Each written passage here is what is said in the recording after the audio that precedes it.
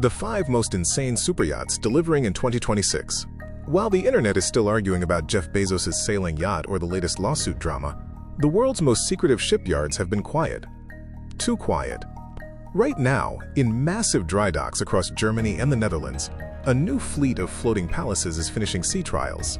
We're talking about a 120-meter Dutch giant that shatters records, a hydrogen-powered explorer built for the end of the world, and a mysterious Lürssen project that looks like it belongs on Mars.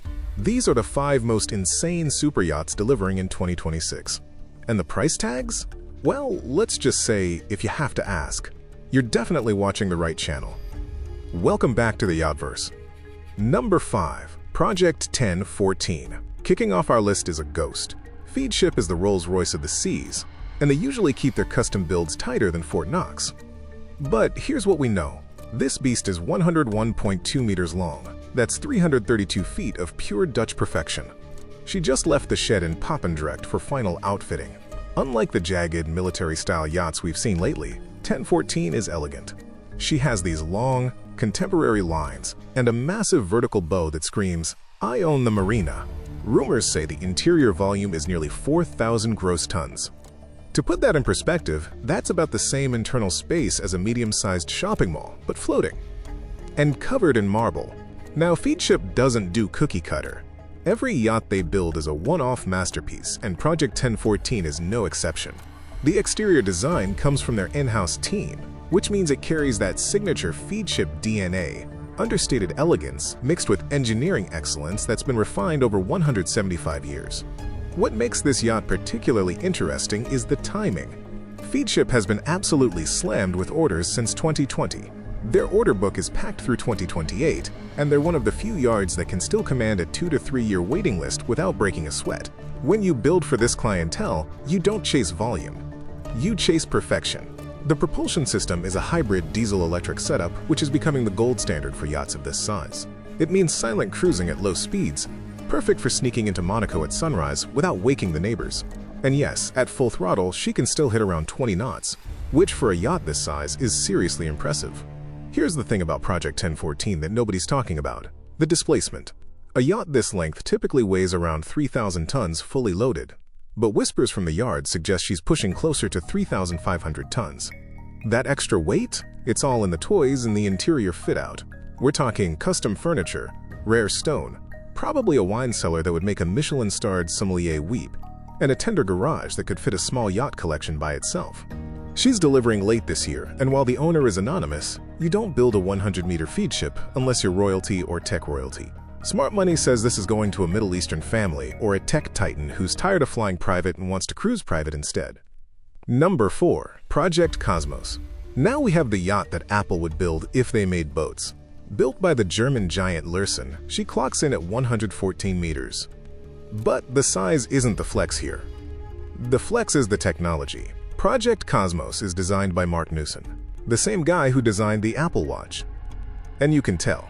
The exterior has this smooth, retro-futuristic look with a massive glass dome on the top deck. That's the owner's private observation lounge. But under the hood, she's one of the first major yachts to run on methanol fuel cell technology. That means she can anchor in pristine bays for weeks without making a sound or puffing out smoke. It's an explorer yacht for a billionaire who wants to save the planet, while drinking champagne in a glass bubble. Let's break down what makes this yacht absolutely revolutionary. Methanol fuel cells are the holy grail of green yachting right now. Unlike diesel generators that constantly rumble and emit exhaust, methanol fuel cells produce electricity through a chemical reaction. The byproducts? Water vapor and a tiny amount of CO2. That's it.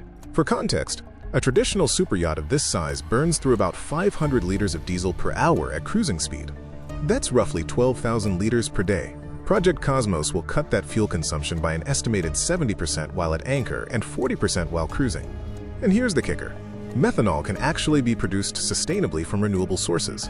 This isn't just greenwashing. This is genuinely next-generation technology. The design language is pure Newson. If you've seen his work, everything from the Lockheed lounge chair to concept jets, you know he's obsessed with aerodynamic forms and minimalist aesthetics. The superstructure has these flowing curves that look like they were sculpted by wind. There are almost no hard edges. Every line serves a purpose, either reducing drag or improving the visual flow. That glass dome on the upper deck? It's not just for show. It's a 360-degree observatory with electrochromic glass that can darken on command. Imagine watching the northern lights from a heated bubble, cocktail in hand, while your yacht sits silently in Norwegian waters. That's the vision here. The interior designer is reportedly Joan Mancoux, the French studio known for creating spaces that feel more like modern art installations than yacht cabins. Expect natural materials, organic shapes, and technology so seamlessly integrated you won't even notice it until you need it. Lürssen has been building this yacht in Bremen, and the launch earlier this year was kept remarkably quiet. No fanfare, no press releases, just a silent rollout into the water. That's how you know the owner values privacy over ego. And in the superyacht world, that's the ultimate power move. Number 3. M/Y Boardwalk. This one is for the Americans. If that name sounds familiar, it's because the owner, rumored to be hospitality billionaire Tilman Fertitta, already had a yacht with this name. But he decided it was too small, so he ordered this 117-meter monster instead. Also built by Lürssen, this thing is built for entertainment. It has a massive helipad for his private chopper and a volume of over 5,300 gross tons. The vibe here isn't stealth, it's party. We're expecting huge pool decks, a massive beach club, and enough space to host an entire NBA team comfortably. If you see this boat in the Caribbean in 2026, you know a serious party is happening on board. Now, Tilman Fertitta is the guy who owns the Houston Rockets, Landry's restaurant empire, and the Golden Nugget casinos. This man knows entertainment. His previous Boardwalk was 48 meters, already massive by normal standards. But apparently, when you're hosting business meetings with your basketball team, billionaire friends, and celebrity partners, you need more space. So what does 117 meters of party yacht look like? Let's paint the picture. First, that helipad isn't just a circle painted on the deck. We're talking a certified landing pad that can handle an AgustaWestland AW139 or similar heavy helicopters. Because when you're island hopping in the Bahamas, you don't want to take a tender. You want to land directly on your floating headquarters. The beach club is going to be the centerpiece. Think of it as a luxury nightclub that opens directly to the water. These spaces typically feature fold-down swim platforms, underwater lighting, a DJ booth, full bar, and seating for 50-plus guests. It's where the yacht transforms from a vessel into a venue. Volume is everything on a yacht like this. At 5,300 gross tons, Boardwalk will have more interior space than most 5-star hotels. We're talking multiple guest suites, probably 12 to 15 cabins, each designed to VIP standards. There will be a main salon that could easily fit 100 people for a cocktail party, a formal dining room, a cinema, a spa with a gym and massage rooms, and probably some wild features we won't know about until the interior photos leak. The exterior design is by Nuvolari Leonard, an Italian studio known for creating yachts that are both elegant and functional. Their designs tend to maximize deck space, which on Boardwalk means endless areas for sunbathing, dining, and socializing. Here's what makes this yacht particularly American. It's unabashedly bold. European yacht owners tend to favor discretion and understatement. But in American yacht culture, especially among the self-made billionaire crowd, the yacht is a statement. It says, "I made it, and I'm not apologizing for it." Boardwalk embodies that philosophy completely. And let's be honest, if you're docking this thing in St. Bart's during New Year's, you're not trying to blend in. You're trying to be the main event. This yacht is a floating billboard for success, and Fertitta knows exactly what he's doing. Number 2. Project Tanzanite. We're getting into record-breaking territory now. This is officially the largest superyacht ever built by Amels in the Netherlands. She is 120 meters long. Designed by the legendary Espen Oino, this yacht is an absolute unit. We're talking over 6,000 gross tons. That is significantly bigger than most yachts of the same length. It's diesel-electric, meaning it's quiet and efficient. But let's be real, you buy this boat for the sheer dominance. It has 2 helipads. 2. Because sometimes one helicopter just isn't enough.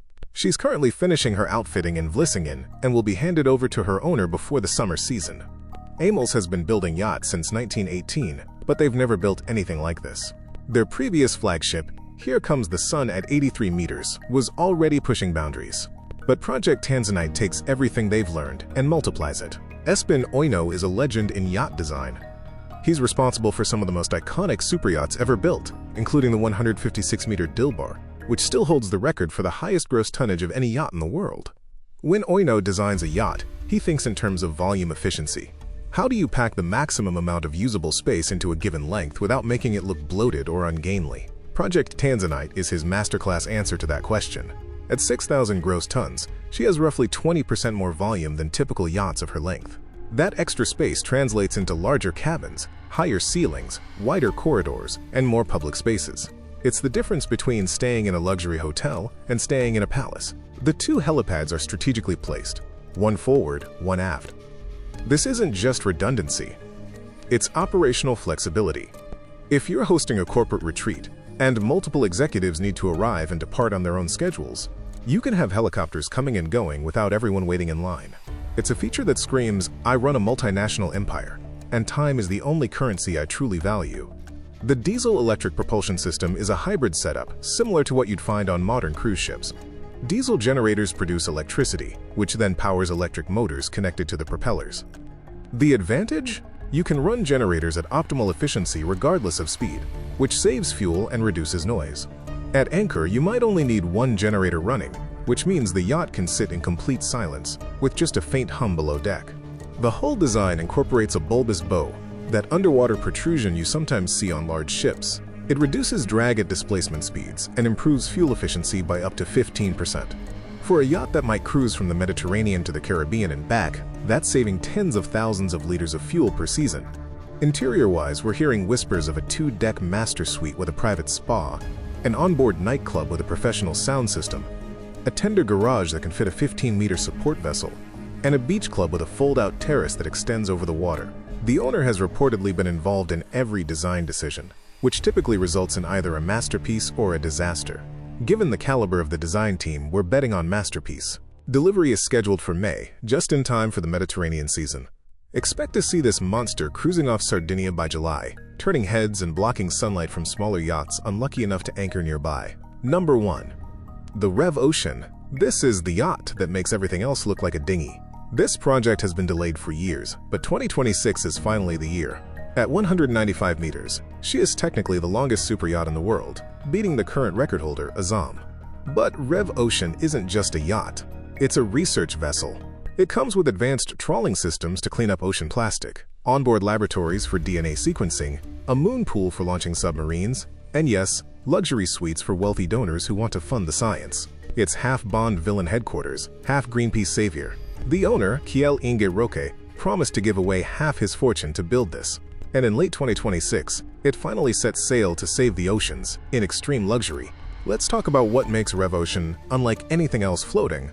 Roque made his billions in the fishing and offshore industries, the exact industries that have contributed to overfishing and ocean pollution.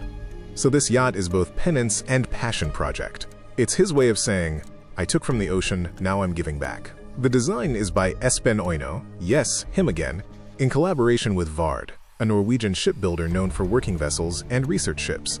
This dual DNA is what makes REV Ocean so unique. She has the luxury appointments of a superyacht and the operational capability of a serious research vessel. The trawling system is designed to collect plastic debris and microplastics from the ocean surface. The collected material is then sorted, processed, and stored on board for recycling when the vessel returns to port. It's not going to clean the entire ocean, but it's a proof of concept that large-scale cleanup is possible. The laboratories are equipped for marine biology research, with the ability to collect and analyze samples in real time.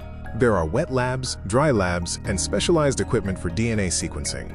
Scientists can study marine life, track migration patterns, and monitor ecosystem health, all from this floating research station. The moon pool, a vertical shaft that opens to the ocean below, allows for submarine launches without having to stop the vessel. It's a feature you typically only see on military ships or offshore drilling rigs. For REV Ocean, it means researchers can deploy submersibles to study deep-sea environments while the ship continues operations above. But this isn't a Spartan research vessel. There are luxury guest suites for donors, investors, and VIPs who help fund the mission. The idea is simple. Invite billionaires aboard, show them the research firsthand, wine and dine them in 5-star luxury, then ask for checks to fund marine conservation. It's guilt-trip philanthropy at its finest, and it might actually work. The vessel can accommodate up to 90 people, including 55 crew members and 35 scientists or guests. There's a helipad, multiple tenders, a hospital-grade medical facility, and enough storage for extended missions lasting several weeks. The propulsion system is diesel-electric with azimuth thrusters, giving the vessel exceptional maneuverability. She can hold position in rough seas using dynamic positioning, which is essential when deploying research equipment. REV Ocean has faced delays, budget overruns, and skepticism from both the yachting community and the scientific community. The yachting world thinks it's too utilitarian. The scientific world thinks it's too ostentatious. But Roki doesn't seem to care. He's building what he believes the ocean needs, and he's putting his money where his mouth is. When she finally launches later this year, REV Ocean will be a controversial spectacle. Some will call it the most important yacht ever built. Others will call it a billionaire's vanity project, dressed up as environmentalism. But love it or hate it, you can't ignore it. At 195 meters, she's impossible to miss. Final thoughts. So there you have it. 5 super yachts that redefine what's possible when money meets vision. From Feadship's elegant Ghost to Lürssen's tech-forward Explorer, from Fertitta's floating party palace to Amels' volume King, and finally to Roka's ocean-saving Leviathan, 2026 is shaping up to be a legendary year in superyacht deliveries. These aren't just boats. They're statements. They're engineering marvels. They're floating cities that push the boundaries of design, technology, and pure ambition. So if you had a spare $500 million lying around, which one are you taking? The tech-heavy Cosmos with its methanol fuel cells and Marc Newson design? The party-ready Boardwalk that could host a small concert festival? Or the massive REV Ocean that lets you save the planet while sipping champagne? Let me know in the comments. Discover why 2026 is the year of the ghost yacht. As privacy becomes the ultimate luxury, high-net-worth owners are ditching flashy superyachts for silent, invisible ghost vessels. There is a radical shift in yachting psychology. From hospitality, silent electric propulsion, to military-grade digital camouflage, the superyacht industry is undergoing a privacy overhaul. We break down the tech behind these $100 million disappearing acts, and why the world's elite are heading to the Arctic and deep Pacific to escape the surveillance state. Check out this video now, link in the description. And if you want to see the inside of these boats as soon as the photos leak, make sure you're subscribed. Trust me, when these yachts hit the water and the interior photos finally drop, you're going to want to be first in line. I'll see you in the next one.